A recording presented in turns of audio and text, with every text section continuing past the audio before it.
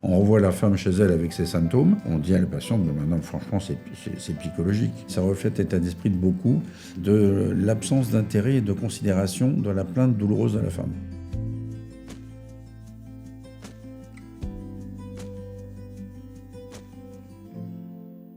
Je suis le docteur Éric Petit, radiologue. J'ai aussi été en partie gynécologue dans ma formation. Et depuis 20 ans au moins, je suis exclusivement spécialisé dans l'endométriose. J'ai créé le centre de l'endométriose au sein de l'hôpital, du groupe hospitalier Paris-Saint-Joseph. C'était même la première probablement filière de soins en France. Et c'était l'origine des autres filières régionales maintenant connues. C'est une activité mixte à la fois hospitalière et libérale. On parle beaucoup d'errance diagnostique, ce qui est évidemment fondamental, puisqu'elle est encore en moyenne de 10 ans. Cette errance, le problème, c'est la source en partie de l'errance post-diagnostique, dont on parle beaucoup moins, mais dont je vois quotidiennement les exemples. L'une des racines du problème de l'errance post-diagnostique, c'est que les douleurs se sont chronicisées. Moi, j'en vois régulièrement qui finissent par arriver en me disant « mais comment ça se fait? Je suis sous pilule, même en continu, ça va pas. » Bon, parce que la prise en charge n'a pas été complète, pluridisciplinaire, accompagnée, expliquée. Et donc les douleurs perdurent et c'est là où on s'aperçoit que l'ensemble des professionnels du corps de santé ne sont pas habitués à cette prise en charge. Et donc laissent la patiente dans la panade, qui est livrée à elle-même, et personne ne leur explique. Et donc elles cherchent désespérément une solution. Grâce aux réseaux sociaux, aux copines aussi, elles finissent par trouver enfin quelqu'un. Elles consultent sur initiative personnelle. J'en ai vu une ce matin, elle me dit « ça fait 3 ans que j'attends de vous voir ».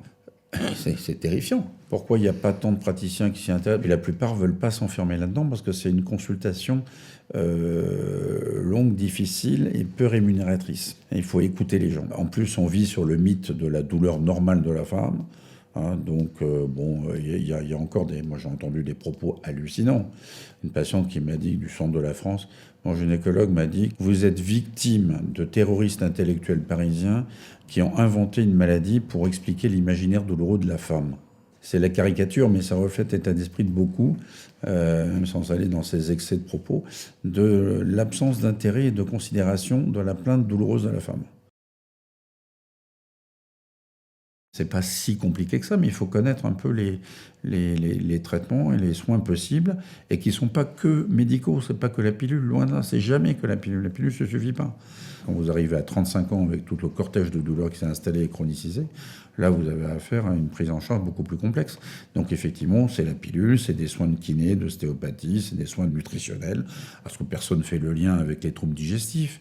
Alors, évidemment, on envoie au gastro. Le gastro, qu'est-ce qu'il fait? Il fait ce qu'il sait faire, une coloscopie. Il n'y a rien, madame, donc tout va bien, et ainsi de suite. Et donc, à chaque fois qu'on fait un acte technique qui est considéré comme normal, on renvoie la femme chez elle avec ses symptômes. Et le drame, c'est que l'endométriose, dans 70% des cas, elle est légère, elle est subtile, difficile à objectiver. Et donc, on dit à la patiente, maintenant, franchement, c'est psychologique. Ça se manifeste de 36 000 façons, l'endométriose.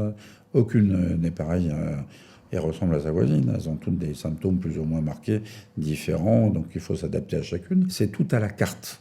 C'est ça la difficulté. Il n'y a pas de modèle définitif.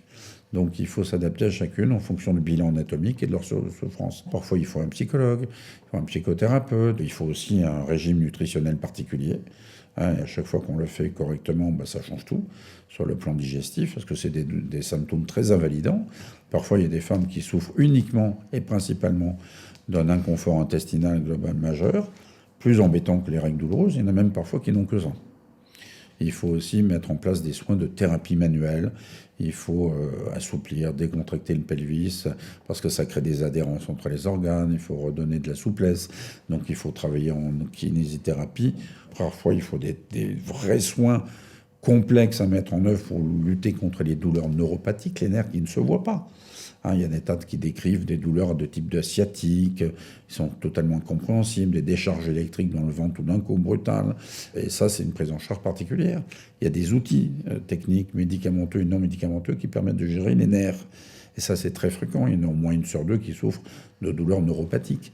Parce que la maladie, c'est justement chronicisé. Et sans qu'anatomiquement, elle soit plus grave. Pourquoi j'ai encore mal? Parce qu'on ne vous a pas soigné pour ces douleurs-là. Les troubles digestifs, c'est pas la pilule qui les gère. Les douleurs neuropathiques, la pilule, ça fait rien. Les rapports douloureux, la pilule, ça change rien. Parce que le ligament inflammatoire, il n'est pas géré par la pilule. Donc en fait, il y a même des symptômes cachés qu'elles ne révèlent pas, parce qu'en fait, pour elles, ça fait partie de leur vie, quoi. Bon, c'est comme ça. Je dis, vous savez, ça peut s'améliorer, ça. Alors ça, elles tombent des nues. Et jamais personne ne leur a expliqué quoi que ce soit. Parce qu'on ne s'intéresse pas à leur vie concrète. Pour être actif, il faut comprendre ce qui nous arrive. Donc elles adhèrent toujours quand on leur explique le bienfait de telle solution. Et que ce n'est pas une fatalité de souffrir. Voilà. Parce qu'une fois que vous avez essayé 4 pilules, en général, ça commence à lasser, on en a marre. Donc ça, je comprends. Mais il y en a beaucoup qui commencent par des mauvaises pilules, celles qui ne vont pas aller. Une fois qu'on a la bonne pilule qui fonctionne bien, ça change tout et ça évite la chronicisation des douleurs. Il ne faut pas se résigner, jamais. Il faut continuer à chercher et à croire que ces douleurs ne sont pas psychiques, qu'il y a un problème organique. Voilà. C'est elles qui ont raison. Ce n'est pas les praticiens, ce n'est pas les professionnels de santé. Elles ont raison avant tout le monde. Voilà. Il faut qu'elles soient sûres de ça. Ça, c'est très important.